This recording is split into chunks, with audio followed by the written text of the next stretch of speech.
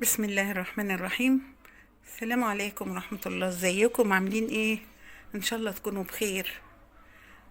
النهاردة انا هعمل معاكم الحاجة الحلوة دي، يا رب تعجبكم. انا قالولي عليها ان هي حلوة عشان انا بقالي فترة شوية كده عندي برد مش عايز يمشي وكحة، فقالولي عشان السعال والكحة الحلبة المعقودة حلوة. هي الحلبة المعقودة دي دايما بعملها في شهر واحد، بس شهر واحد كنت تعبانة ومكسلة، فأنا بقى قلت خلاص مفيش. حبايبي بقى طلبوها مني وقالولي إن هي دي اللي هتزيح البرد اللي على صدري. تعالوا شوفوا بقى هنعملها ازاي، يا رب تعجبكم و... وأكون عند حسن ظنكم في عمايلها. جميلة جدا وفيها مكون جديد. خليكم معايا، المكون الجديد ده بيخليها طعمة جدا. هتعجبكم قوي، هتعجبكم. شايفين جميلة ازاي؟ يا رب تعجبكم وفضلوا معانا. تعالوا دوقوها، ريحتها جميلة. وتعالوا شوفوا هنبتدي نعملها ازاي. يلا بينا نروح نعملها. بسم الله الرحمن الرحيم.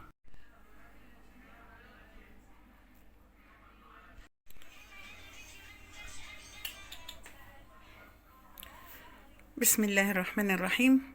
السلام عليكم ورحمة الله. ازيكم عاملين ايه؟ ان شاء الله تكونوا بخير. النهاردة انا هعمل معاكم الحاجة الحلوة دي، يا رب تعجبكم. انا قالولي عليها ان هي حلوة عشان انا بقالي فترة شوية كده عندي برد مش عايز يمشي وكحة، فقالولي عشان السعال والكحة الحلبة المعقودة حلوة. هي الحلبة المعقودة دي دايما بعملها في شهر واحد، بس شهر واحد كنت تعبانة ومكسلة، فانا بقى قلت خلاص مفيش. حبايبي بقى طلبوها مني وقالولي ان هي دي اللي هتزيح البرد اللي على صدري. تعالوا شوفوا بقى هنعملها ازاي، يا رب تعجبكم و...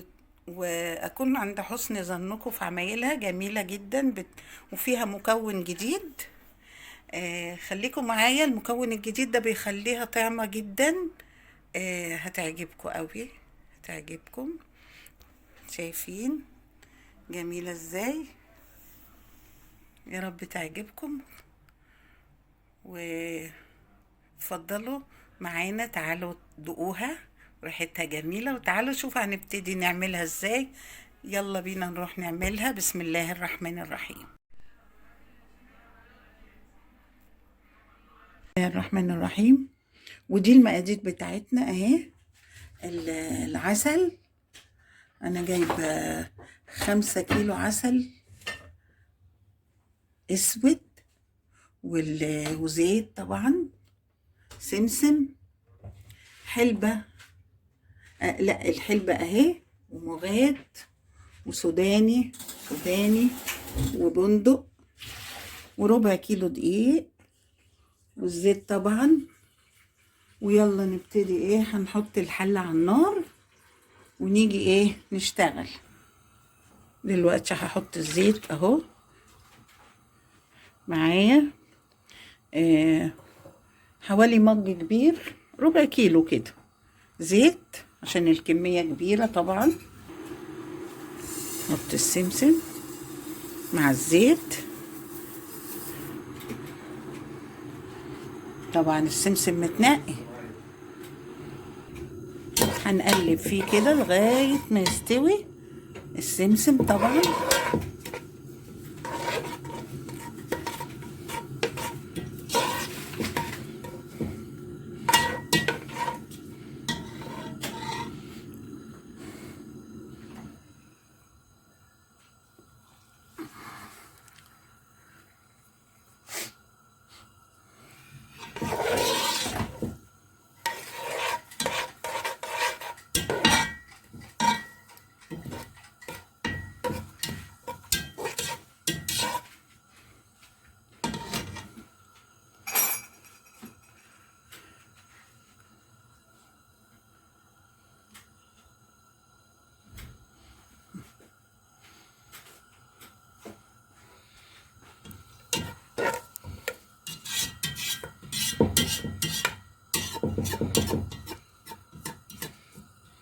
لسه لما يستوي السمسم هقول لكم على الخطوة اللي بعد كده.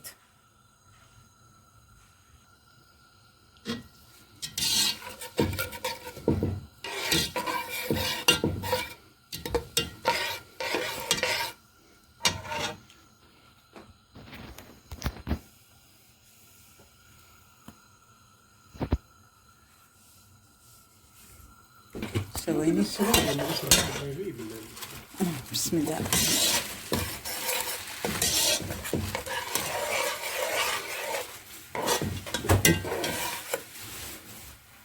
ريحة السمسم جميلة.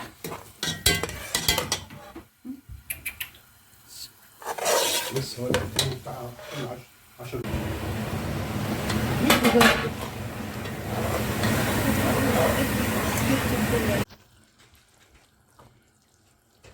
دلوقتي هننزل العسل كله.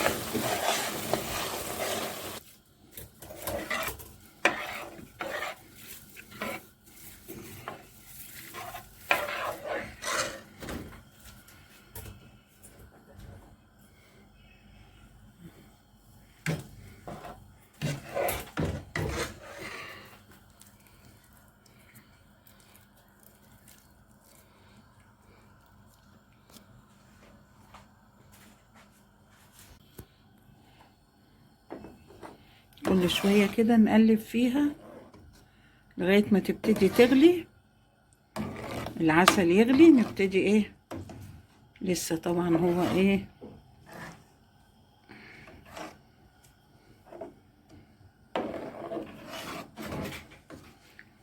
وممكن نحط شياطة تحت الحلة عشان العسل ما يتحرقش.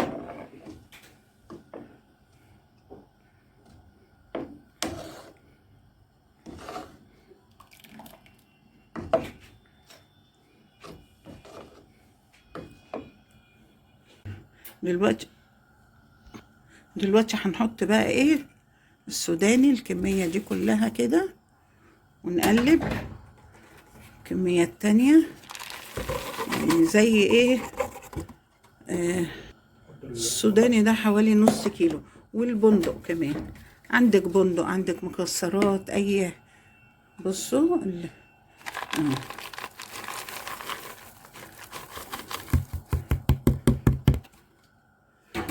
ونقلب فيهم عشان يتحمص برضو مع هو متحمص، بس ايه، ياخد طعم الحلبة وطعم العسل، يتحمص كويس. لسه ما نزلناش ولا الحلبة ولا المغات، دول في الاخر.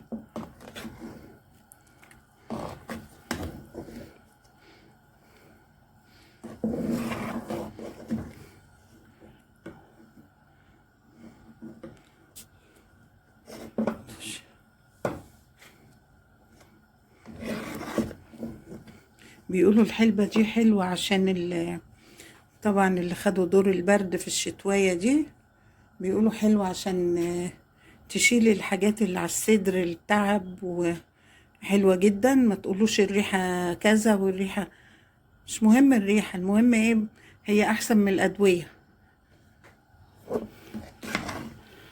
مفيدة. العسل فيه حديد، والسوداني كل ده طبعا مفيد الحلبة والعسل دول معروفين من زمان، من قديم الأزل، عشان الصدر، وعشان اللي عنده كحة، اللي عنده أي حاجة في صدره، بيشرب حلبة بعسل، يشرب حلبة معقودة، ياكل حلبة معقودة حلوة قوي.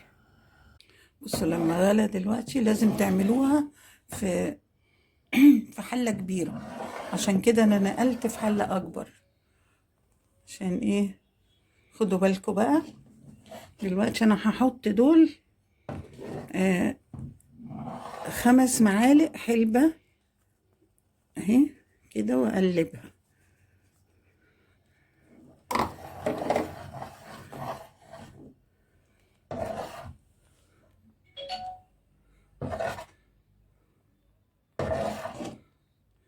كده اهو، اقلب واحدة واحدة، وخلوا بالكم عشان ما تفرش منكم، تبقى سخنة جدا العسل، انتوا عارفين طبعا وفاهمين.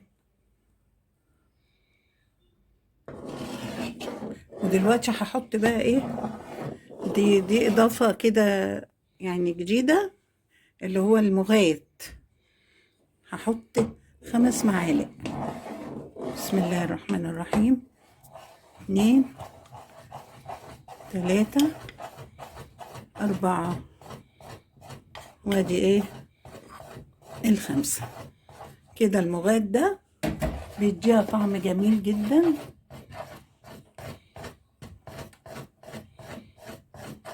وبيدي قيمة غذائية عالية. شفتوا لغاية ما دوبها خالص خالص الحلبة والمغات بالشكل ده.